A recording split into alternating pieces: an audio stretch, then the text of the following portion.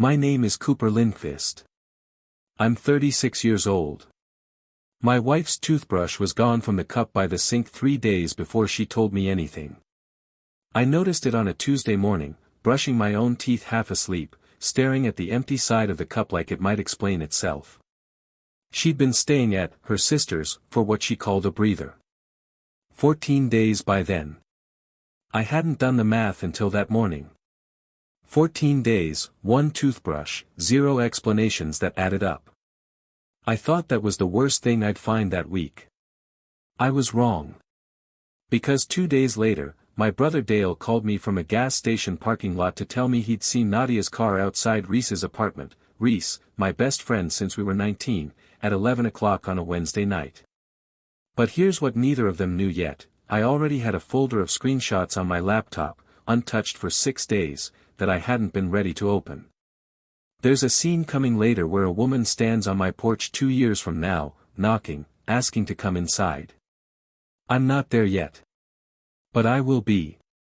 9 years ago, Nadia Reyes married me under a pergola her father built with his own hands, and Reece stood next to me the whole time, grinning like he'd won something too.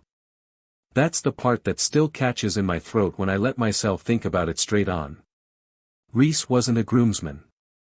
He was the best man. He gave a toast that made Nadia cry, and I remember thinking, watching the two of them laugh together at the reception, that I was the luckiest guy in that room twice over, a wife I adored and a friend who loved her almost like family. There was a time when all of it was real. I want to say that clearly, because it matters for everything that comes after. Nadia and I built something good in this house: a kitchen table Reece helped me refinish, a porch swing we picked out together at a flea market in Black Mountain, a daughter, Lily, who has Nadia's exact laugh. I still carry that version of my marriage inside me somewhere. Some of my grief, later, wasn't just for what happened. It was for the person I'd believed Nadia used to be, and had to face wasn't gone, exactly, just harder to find than I'd let myself notice. I was a shop teacher who came home smelling like sawdust and didn't love confrontation. That's not a flaw I discovered in hindsight. I knew it about myself the whole time, and I let it run the marriage anyway, because avoiding a fight always felt like the loving thing to do. The first real crack, if I'm honest with myself now, opened almost 2 years before the toothbrush disappeared. Nadia started cutting hair full-time at a salon downtown, building a client list, staying later some nights for color appointments that ran long. I never questioned the hours. I was proud of her, actually. She'd wanted her own chair for years, and watching her build it felt like watching something come back to life in her that had been dormant since Lily was born. What I didn't notice, or noticed and didn't name, was how often Reece started showing up in the stories she told about her day. Reece came in for a trim and we got to talking. Reece's divorce is really rough on him, I feel bad. Reece said the funniest thing at Sarah's cookout. I liked Reece. Of course she talked about him. He was my best friend before he was anything to her. But there was a night in the fall, I remember it now with a clarity that used to embarrass me, when Nadia laughed at something on her phone at the dinner table, caught me looking, and turned the screen face down without saying who it was. Just something dumb Reece sent, she said, too fast, before I'd asked. I let it go. I didn't ask to see it. I told myself that a man who checks his wife's phone isn't a husband, he's a warden, and I didn't want to be either one. Through the winter, small things layered on top of each other in a way that only makes a shape once you step back far enough. Nadia started going to the gym Reece belonged to. She got a haircut of her own, shorter, different, and when I said I liked it, she seemed almost disappointed, like she'd wanted someone else's opinion first. She said, "I'm just tired," a lot that winter. Tired after work. Tired on weekends.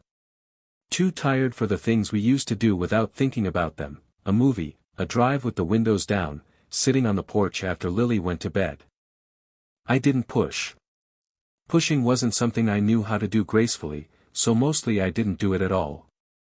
My sister-in-law Priya, Nadia's older sister, said something to me at Thanksgiving that I brushed off completely at the time: "She seems like she's somewhere else lately. You noticed that?" I said work had been busy for her. Priya gave me a look I didn't understand yet and let it drop. By February, the pattern had a name I still hadn't let myself say out loud. Nadia stayed at the salon too, sometimes 3 nights a week until close to 9. She started keeping her phone face down on the counter, a habit she'd never had before.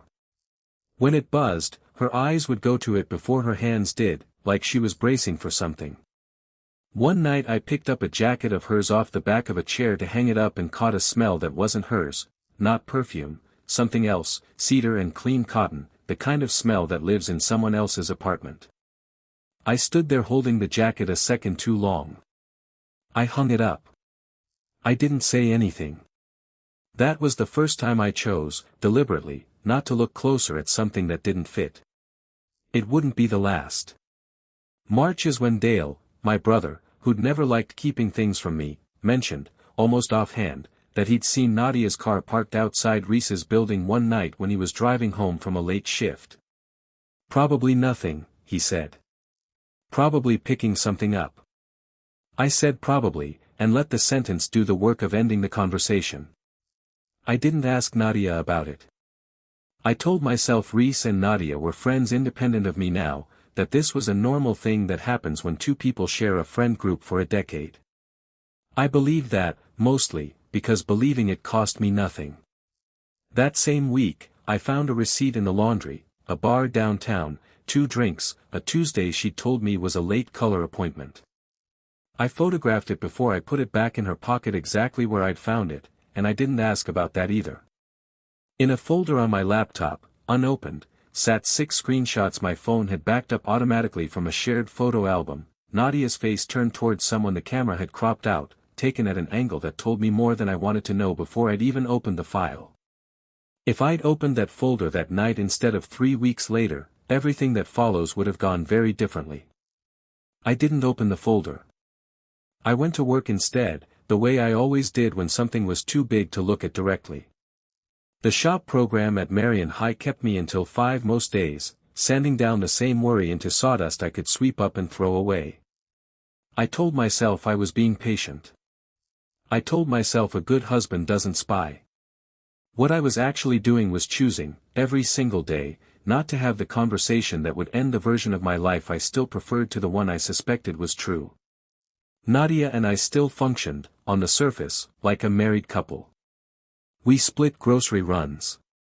We argued about Lily's bedtime the normal amount.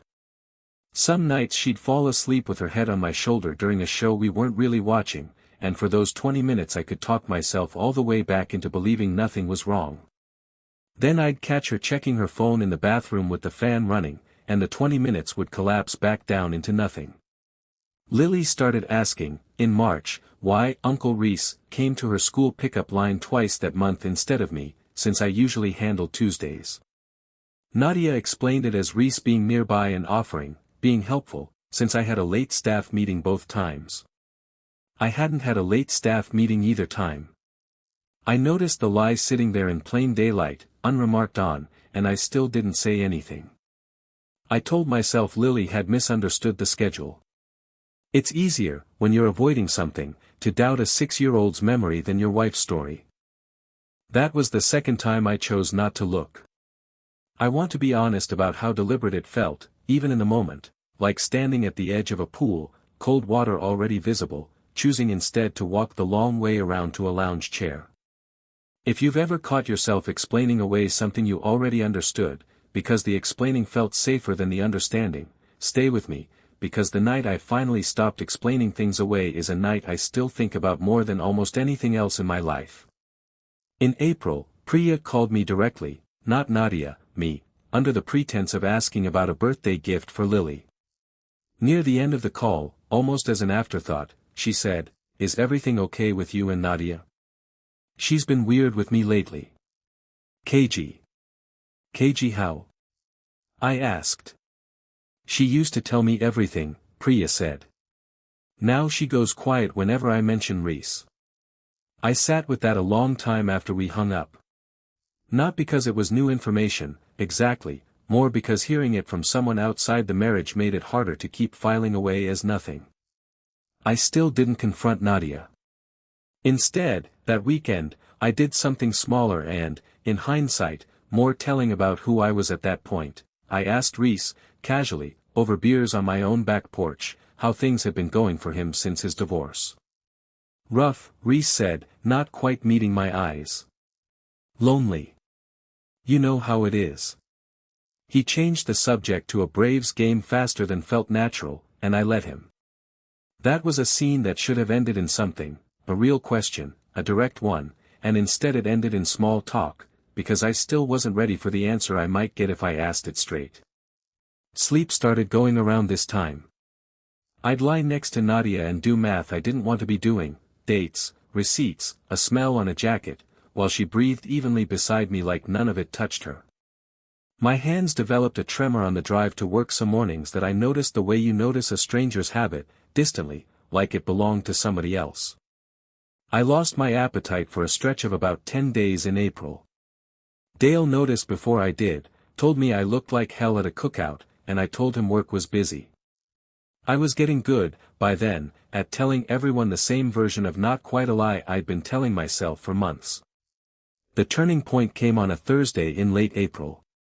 Nadia told me she had a late color appointment and would probably be home by 9. I said okay. I kissed her cheek. I watched her back the car out of the driveway in a top I didn't recognize, and something in me, tired, finally, of managing its own doubt, decided that tonight I wasn't going to manage it anymore. I drove past the salon at 6:40. Dark. Closed for 2 hours already. I sat at the light too long. Someone behind me honked. I didn't follow her further that night. I want to be honest, some old, stubborn part of me still didn't want proof, because proof would mean the end of a version of my life I'd been protecting out of habit more than hope by that point. Instead I went home, opened my laptop, and finally opened the folder I'd been carrying, unopened, for 6 weeks. The photos weren't explicit. That almost made it worse. Nadia and Reece at a backyard gathering I hadn't been invited to, her hand resting on his forearm in a way that had nothing casual left in it, both of them laughing at something private. I didn't feel rage looking at those photos. I felt something quieter and colder, the sense that a fact I'd been avoiding had finally sat down across from me, and it wasn't going anywhere this time. I didn't know it yet, but the folder I just opened wasn't the worst thing I was going to find that spring. I didn't confront Nadia that night. I closed the laptop, went to bed, and lay there next to her doing the quiet arithmetic of a man deciding what kind of husband he still wanted to be. The next morning I called a lawyer I knew from the school district's board meetings, not to file anything, just to understand where I stood. Bill Ferris was blunt in the way older men from small towns tend to be.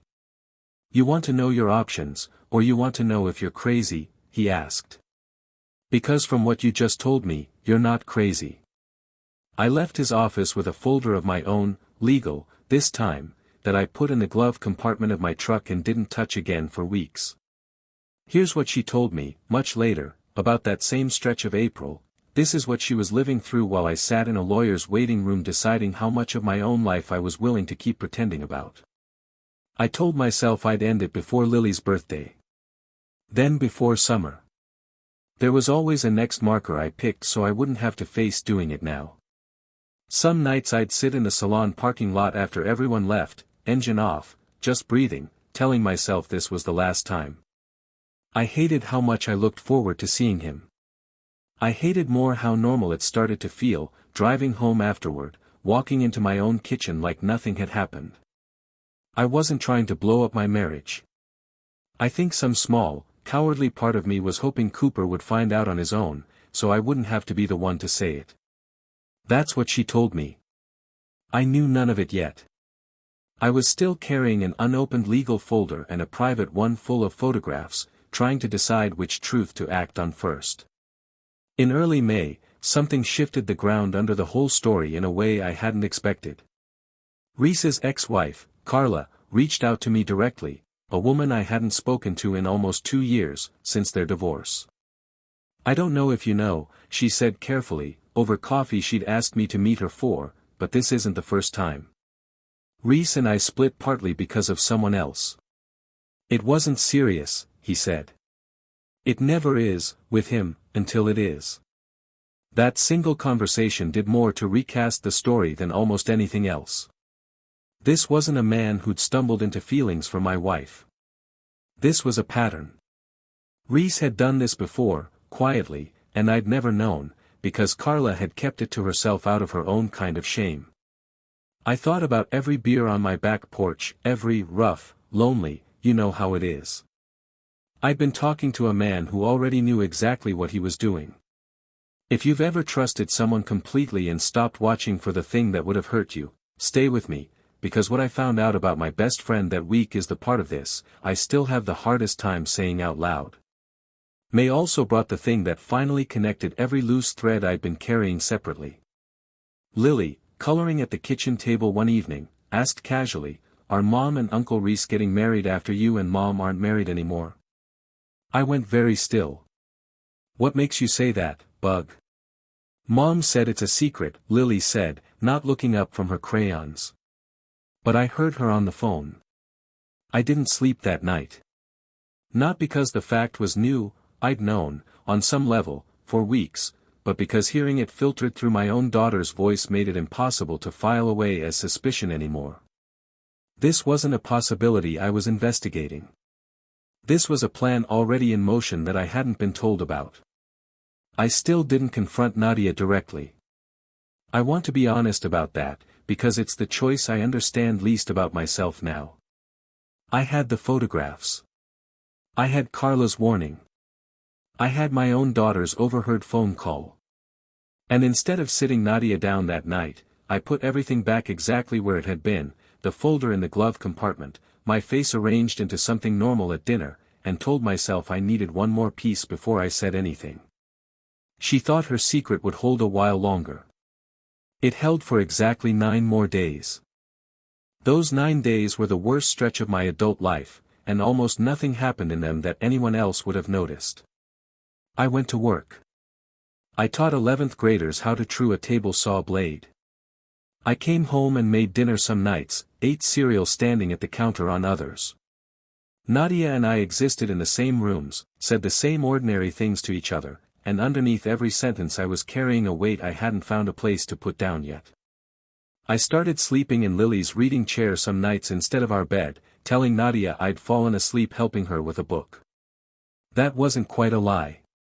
It also wasn't quite the truth. On the 6th of those 9 days, I did something I'm still not proud of. I drove to Reece's apartment complex on a night Nadia said she'd be at book club and parked across the street, engine off, the way I imagine men in worse movies than my own life have done. I watched her car pull in at 7:15. I watched her walk up, not rushed, not furtive, comfortable, like she'd made this walk 100 times. I watched a light go on in a second-floor window 20 minutes later, and I watched it go off 2 hours after that. I didn't go up. I didn't call. I sat there and let myself feel, in full, what I'd been managing in careful, controlled doses for months. It wasn't rage, not yet. It was something closer to grief, for a friendship, a marriage, and a version of my own life I'd apparently been the last one to stop believing in. I drove home before she did. I didn't say anything that night either. That weekend, Dale showed up unannounced with a 6-pack and sat with me on the porch for 2 hours without saying much of anything useful, which turned out to be exactly what I needed. At one point he asked, "You gonna do something, or just keep carrying it?" "I don't know yet," I said, and meant it. "You've never been a guy who does something," Dale said, not cruel, just honest, the way brothers get to be. "You're a guy who waits until there's nothing left to wait for." I didn't answer him. I've thought about that sentence more times since than almost anything else anyone said to me that year. On the 8th day, I sat down with the legal folder Bill had put together and read it start to finish for the first time: custody considerations, what our house being in both our names would mean, a rough sketch of what separation would actually look like on paper instead of just in my head. I also, that same night, pulled up the photo album screenshots one more time, cross-referenced the dates against Nadia's calendar, and confirmed what I'd already known: the book club that didn't exist, the late color appointments that ran until a salon that closed at 7, the gym membership at a place 2 miles from where Reece lived and nowhere near ours. I photographed everything.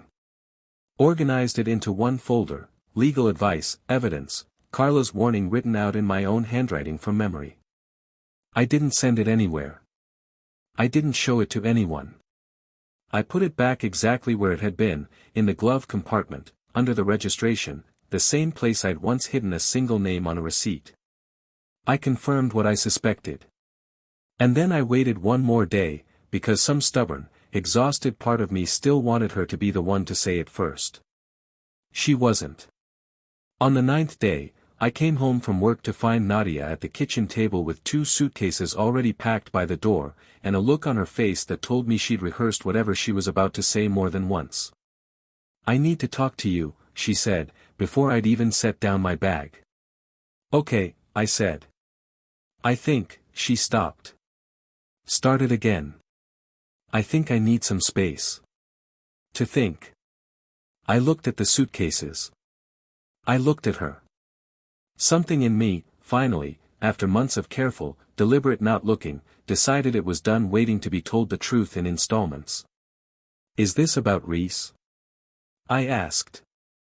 I watched her face go through something I'll remember for the rest of my life, not shock, exactly. Relief, almost, that the question had finally been asked out loud by someone other than her.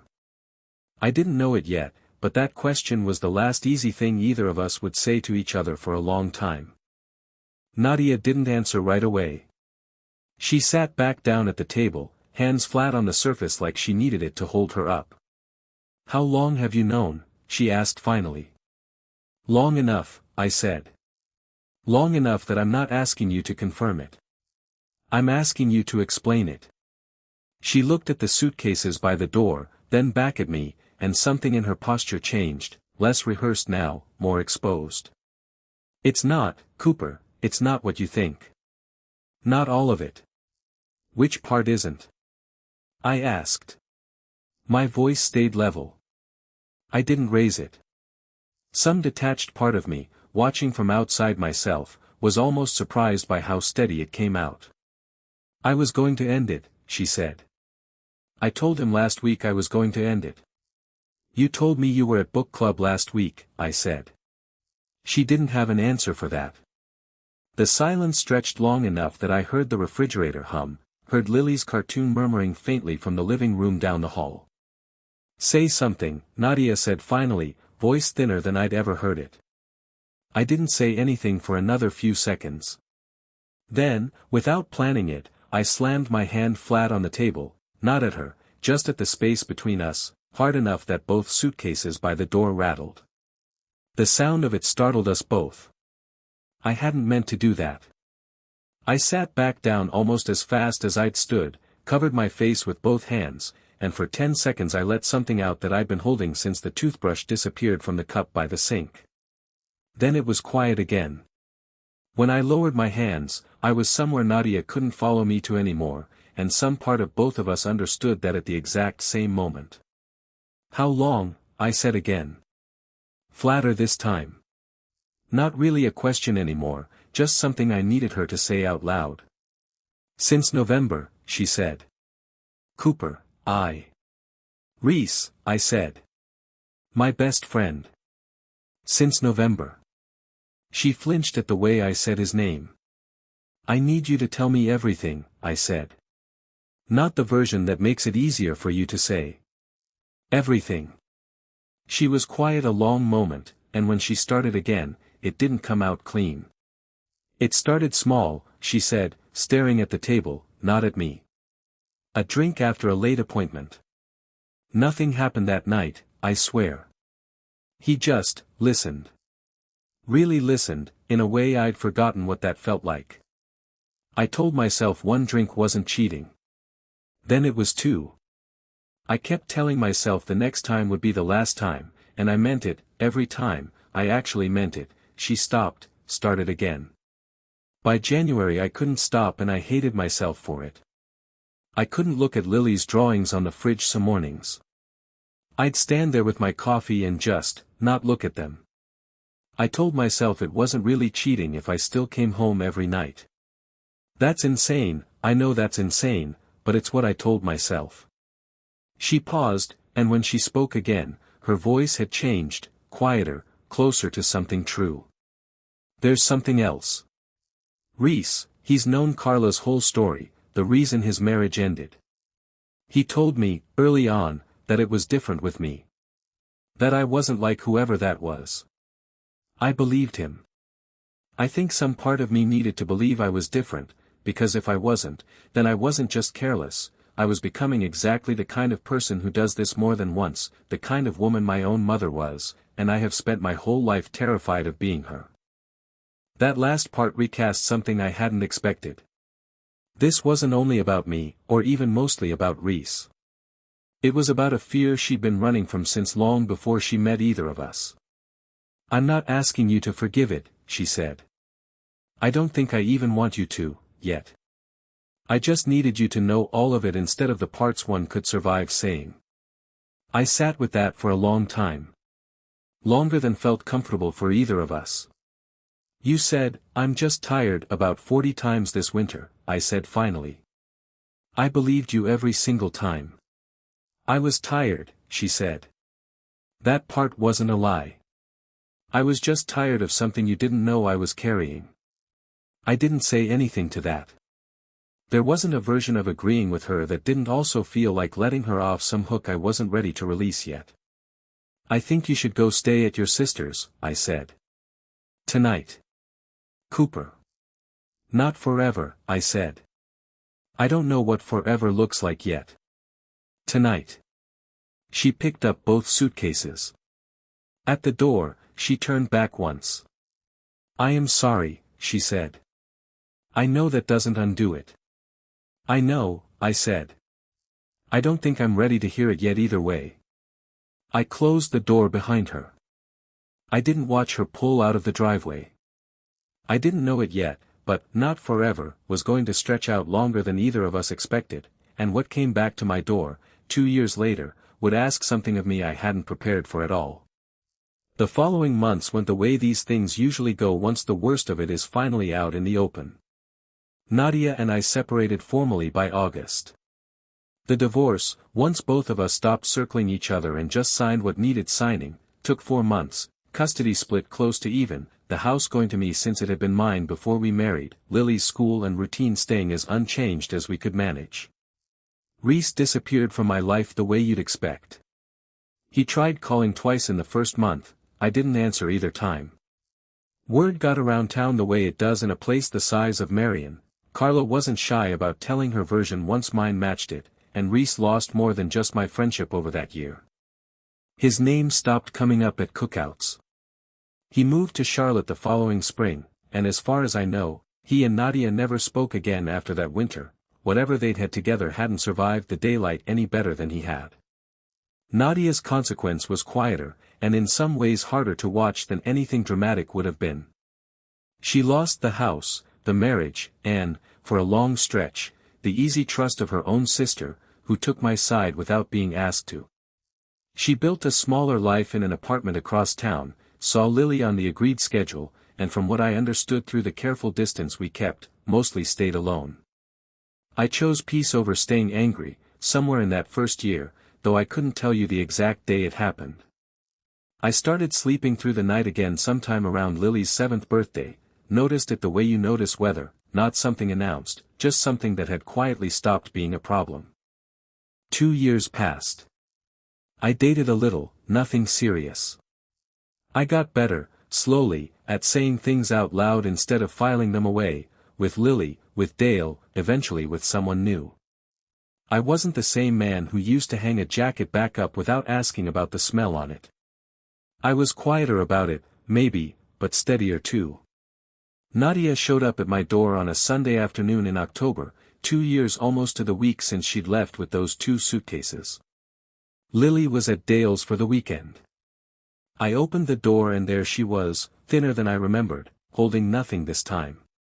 Can we talk? She said. I've been seeing someone, a therapist. I've done a lot of work. I know I don't get to just show up and say that and expect anything. I wanted you to know I understand it now. What I did. Why? I'm not the same person who left. I stood in the doorway a long moment, looking at a woman I'd loved for 11 years, weighing something I'd already, somewhere in the last 2 years, quietly decided without fully realizing it. I believe you've done the work, I said. I mean that. But, she said, already hearing it coming. But I'm not opening this door back up, I said. Not because I'm still angry. I'm mostly not, anymore, and that surprised me too. I just don't want to go back to being the guy who waits to be told the truth in pieces. I like who I've become instead. She nodded slowly, eyes wet, and didn't argue. Can I still call, about Lily? Always, I said. That part doesn't change. She turned and walked back to her car. I watched her go this time, no reason left to look away. That evening, I sat on the porch swing Nadia and I had picked out together at a flea market almost a decade ago, and I noticed, without any particular fanfare, that the weight I used to carry into every ordinary evening simply wasn't there anymore. I hadn't announced it to anyone. It had just, at some point, quietly stopped being part of how I sat in that swing. Lily called that night from Dale's to tell me about a bug she'd found, breathless and thrilled about nothing in particular, the way 6-year-olds are. I told her I couldn't wait to hear all about it tomorrow, and I meant it completely. I went inside, locked the door out of habit rather than fear, and set my keys down on the counter without looking twice. That's my story. A toothbrush missing from a cup, a folder I waited too long to open, a door I finally learned how to close without slamming it. Thank you for staying with me through all of it. If any part of this hit close to home, tell me in the comments. I read every one, and I'd genuinely love to hear your own story too. See you in the next one. The most painful contradiction in this story isn't Nadia's affair, it's that Cooper spent nearly a year assembling proof of something he could have simply asked about in November, and the thing stopping him wasn't fear of the answer. It was fear of becoming a man who has to ask. That's the quieter tragedy underneath everything here, two people who each built a private strategy around not saying the hard thing out loud, and those two strategies fit together almost perfectly for a while, his conflict avoidance giving her exactly the silence she needed to disappear into, her fear of becoming her mother giving her a reason to keep disappearing rather than name what she was doing. Neither of those patterns excuses the other, but they explain, in a way a simple villain never could, how a marriage that once had a pergola and a porch swing and a real friend standing beside it at the altar ended up hollowed out from the inside without either of them fully choosing it in any single moment. What's easy to miss about Reece is that he wasn't a stranger who broke in, he was proof that Cooper's trust, the same trust that made him a gentle father and an easy friend, was also the exact blind spot that let harm walk in through the front door wearing a familiar face. Carla's warning recasts the whole friendship. This wasn't a one-time lapse, it was a pattern Cooper had simply never been positioned to see. The real point of no return in this story isn't the porch confrontation.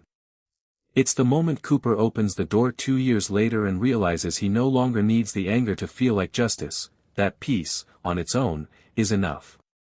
Forgiveness and reconciliation turned out to be two entirely different things. He found the first without ever offering the second, and that's a distinction most people never get to sit with this clearly. If there's a question worth carrying out of this one, it's not whether you'd have opened that folder sooner.